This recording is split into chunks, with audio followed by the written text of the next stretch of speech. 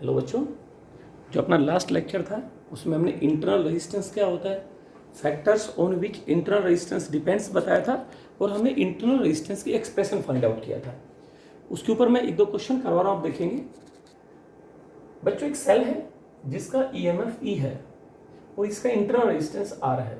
इसको एक variable are से जोड़ दिया। बच्चों, इसको वेरिएबल आर बोलते हैं, रियोस्टेट को भी आप क्या बोलते हैं, जस्ट अ वेरिएबल रेजिस्टेंस। और ये हमारे पास की है।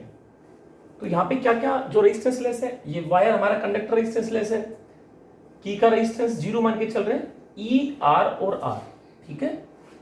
अब मैंने आपसे क्वेश्चन आया कि एक सेल है जिसका ईएमएफ ई है, internal resistance R I N या आर मान लेते हैं, पता लग गया ना आपको। और इसको वेरिएबल आर से कनेक्ट किया थ्रू अ की के। तो आपको प्लॉट करना है बच्चों। क्या प्लॉट करना है? Plot a graph, plot a graph between first one. सबसे पहले हम ग्राफ प्लॉट करेंगे बच्चों V और R के लिए, एंड सेकंड ग्राफ प्लॉट करेंगे बच्चों E और R के लिए। फिर एक ग्राफ और भी प्लॉट करेंगे बच्चों, V और I में भी ग्राफ प्लॉट करेंगे। ये 3 ग्राफ हैं। ठीक है। तो सबसे पहले हम क्या करें, V और R में ग्राफ प्लॉट करना है, क्योंकि R वेरिएबल है। And what is V? V is the terminal voltage across the two, that is I into R. और जब R चेंज करें तो डेफिनेटली V भी चेंज होगा। तो बच्चों, सबसे पहले मैंने इसमें करंट फाइंड आउट किया, की क्लोज किया और करंट को हम फाइंड आउट कर रहे हैं। तो अगर कोई भी सेल डिस्चार्ज होती है किसी एक्सटर्नल रेजिस्टेंस R के थ्रू, तो बच्चों V हमने क्या डिस्कस किया था? V होता है अपना E minus I into R, किया था हमने डिस्कस। बट अगर ये एक वायर हो तो ये इस सेल को क्या करेगा, शॉर्ट करेगा, और शॉर्ट करंट क्या होगा, E बाई आर। ये हमने डिस्कस किया था पहले। V कितना आ गया, E माइनस आई आर। अगर किसी भी सेल के बच्चों दो टर्मिनल्स को एक वायर से कनेक्ट करें, नॉट आर उसका 0 होगा, एक वायर से कनेक्ट करें, तो दिस मींस ये वायर इस सेल को क्या करेगा, शॉर्ट। और शॉर्ट करंट कितना होगा, E by R, right. Means वो एक ओपन सर्किट का बिहेव कर रहा है। चलो अब देखो, V कितना आ गया बेटा, E माइनस आई आर। क्यों? क्योंकि सेल डिस्चार्ज हो रही है। अब आप देखेंगे हमें तो V और R में ग्राफ प्लॉट करना है, तो हम I निकाल लें। सर्किट में कितना है, I कितना है बच्चों, सीरीज में R और R, तो I आ गया मेरे बच्चों E upon R plus R, right. बिल्कुल, हमने I सर्किट में फाइंड आउट किया, दैट इज I इस डायरेक्शन में मूव कर रहा है, एंटी क्लॉकवाइज।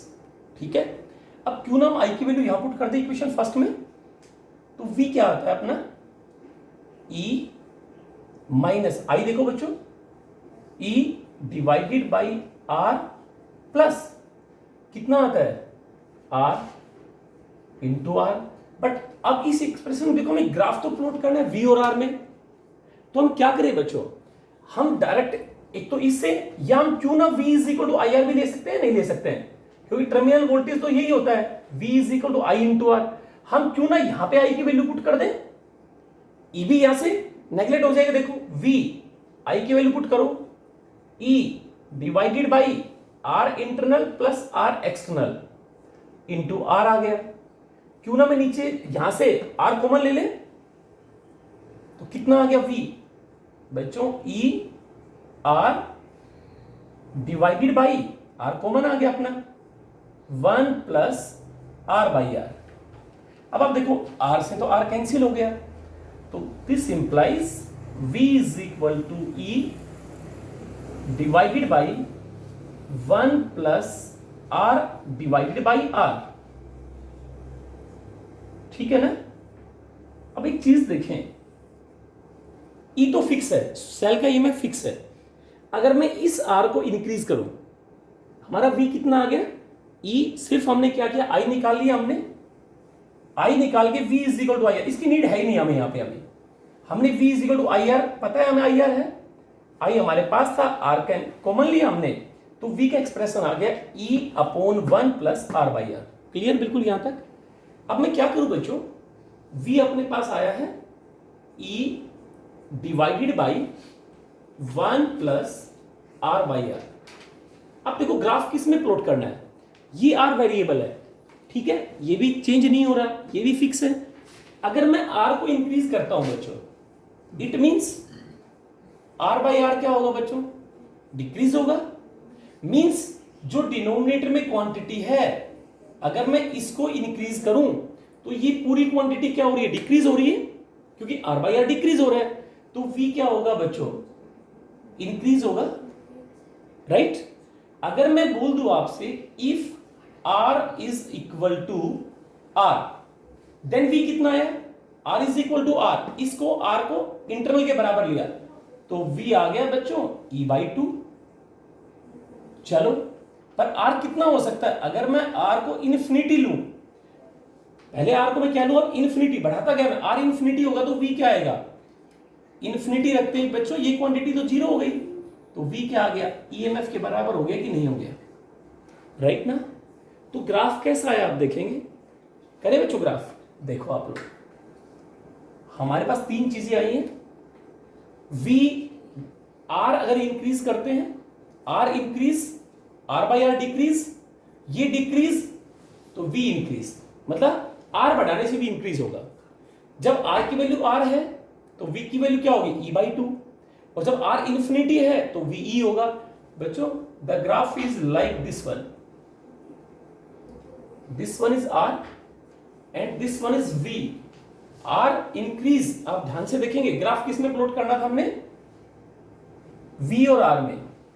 आर इंक्रीज, फिर देख लो R increase, R by R decrease तो वी इंक्रीज, क्लियर, और ए वी इंक्रीज, और कब तक इंक्रीज होगा, वी आर इंफिनिटी हो गया, infinity means line parallel to X axis. तो अगर बच्चों आर इंफिनिटी हो गया तो ये जो ये वी है इधर, तो वी की वैल्यू किसके बराबर होगी बच्चों, ई के बराबर होगी।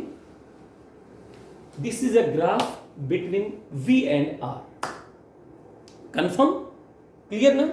अब मैं ग्राफ प्लॉट करता हूं ई और आर में। बच्चों इस सेल की ईएमएफ, इस जो सेल की ईएमएफ है, इस आर को चेंज करने से ईएमएफ थोड़ी चेंज होगी।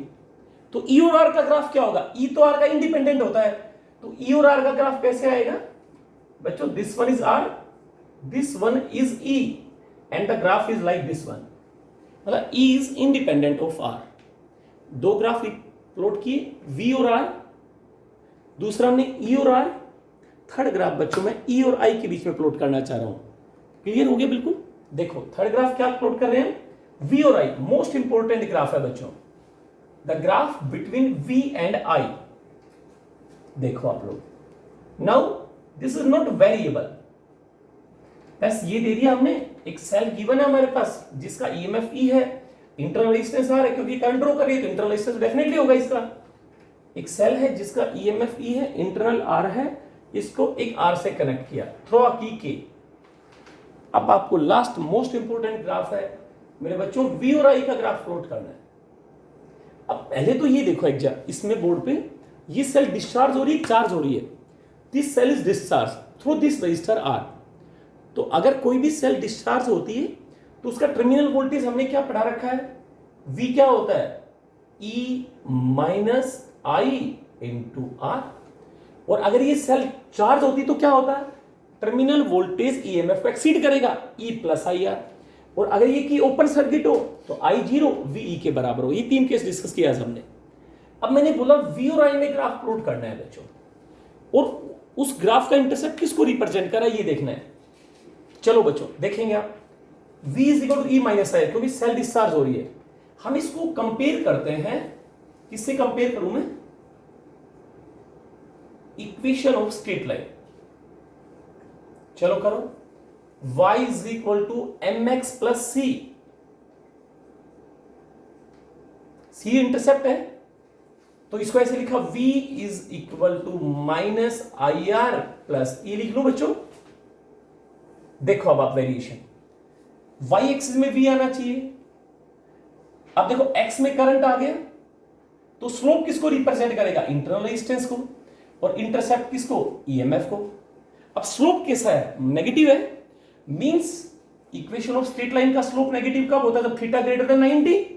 तो बच्चों the graph is like this one, theta greater than 90 means slope कैसा है, नेगेटिव। y में क्या आना चाहिए, v, y में वेरिएशन हमने बना दिया v। बच्चों न्यूमेरिकल्स भी है इसके ऊपर, आप v और किसका ग्राफ है, i, दिस वन, क्योंकि स्लोप नेगेटिव है, ठीक है। अब y में लिख दिया हमने v, चलो आगे। x में क्या आना चाहिए, i, तो बच्चों इधर हमने वेरिएशन i का पुट किया, ठीक है। अब आप देखेंगे ऑन y एक्सिस, किसकी बात करूं मैं, ऑन y एक्सिस, ध्यान से देखेंगे अभी ना। अगर y एक्सिस की मैं बात करूं बच्चों, तो i की वैल्यू y एक्सिस पे 0 हो गया। ऑन y एक्सिस i क्या है, 0, और अपने पास v कितना है, आप ऊपर देखो, v इज इक्वल टू क्या है, e minus I into R. X axis पे i क्या, 0, इट मींस ये क्या होगी, v की वैल्यू क्या होगी, ईएमएफ ऑफ सेल के बराबर होगी। मतलब y का जो इंटरसेप्ट है वो तो सेल की ईएमएफ बताएगा या नहीं बताएगा। यहां पे जो पॉइंट है, जैसे मैं बोल दूं 5.6, तो इसका मतलब वो v नहीं है, वो ve के बराबर है, क्योंकि इस एक्सिस पे i क्या है, 0। क्लियर, बिल्कुल पक्का। आगे चलते हैं। अगर मैं x एक्सिस की बात करूं, मतलब y का इंटरसेप्ट क्या बताएगा, ईएमएफ ऑफ सेल। चलो ऑन x एक्सिस पे देखते हैं, x पे क्या 0, v 0, तो बच्चों v को 0 पुट करो। v जैसे 0 पुट किया, आप बताओ इस इक्वेशन से i की वैल्यू या r किसके बराबर आ गया, e अपॉन i। मतलब x का जो इंटरसेप्ट है वो क्या बताएगा, इंटरनल रेजिस्टेंस ऑफ सेल बताएगा। एंड हाउ मच, v क्या 0, v 0, तो e by I. Most important graph बच्चों, y का इंटरसेप्ट ईएमएफ ऑफ सेल बताएगा, x का intercept internal resistance of cell बताएगा, that is e by I. तो हमने 3 ग्राफ प्लॉट किए, v और r, the graph is like this one, ठीक है बच्चों, v और r, this one. Third one, v और e और r, हमने ये भी ग्राफ प्लॉट कर दिया बच्चों पहले लेक्चर में, this one, and this is the graph between v and i। This is all about internal resistance of a cell. अभी हम सेल को ही डिस्कस करते हैं, देखो continue.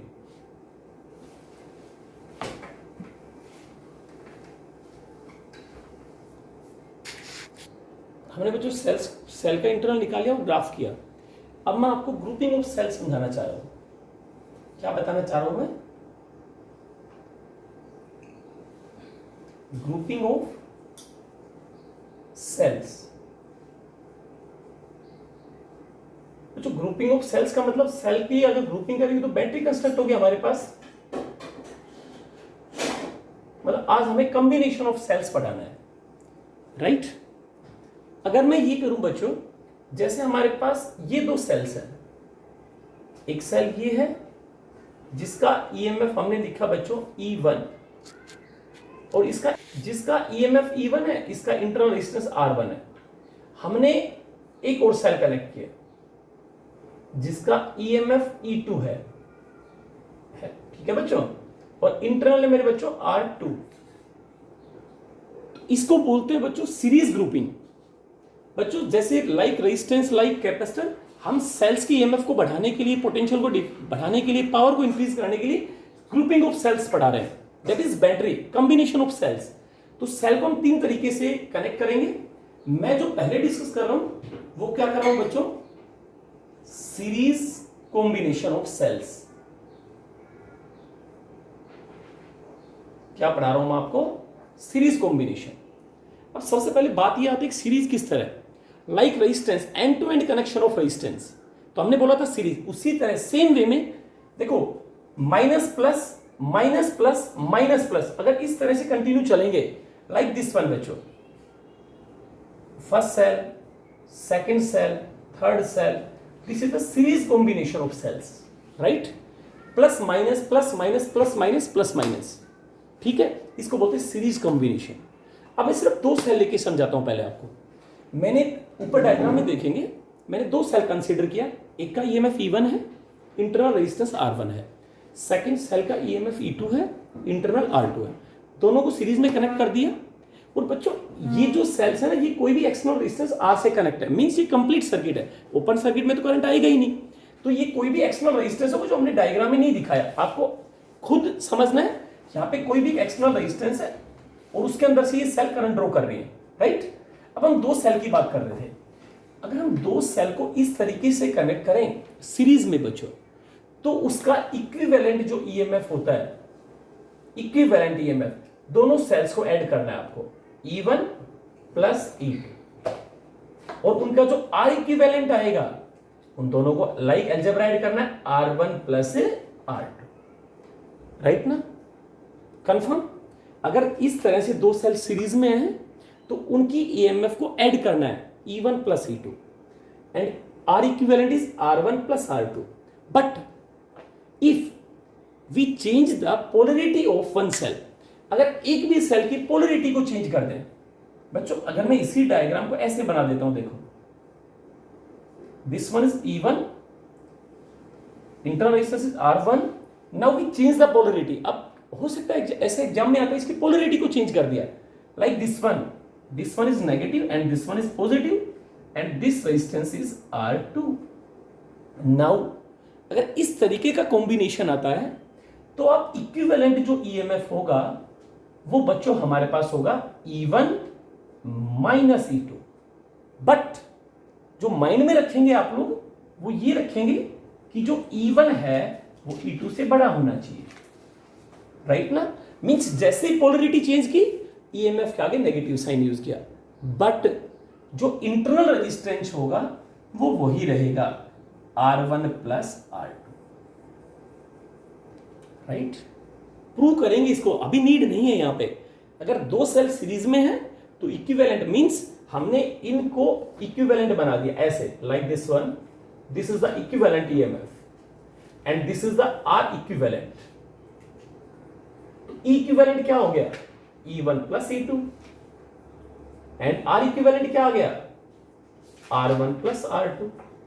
But if the polarity of one cell is changed, then the EMF is E1 minus E2, but R remains same, that is R1 plus R2।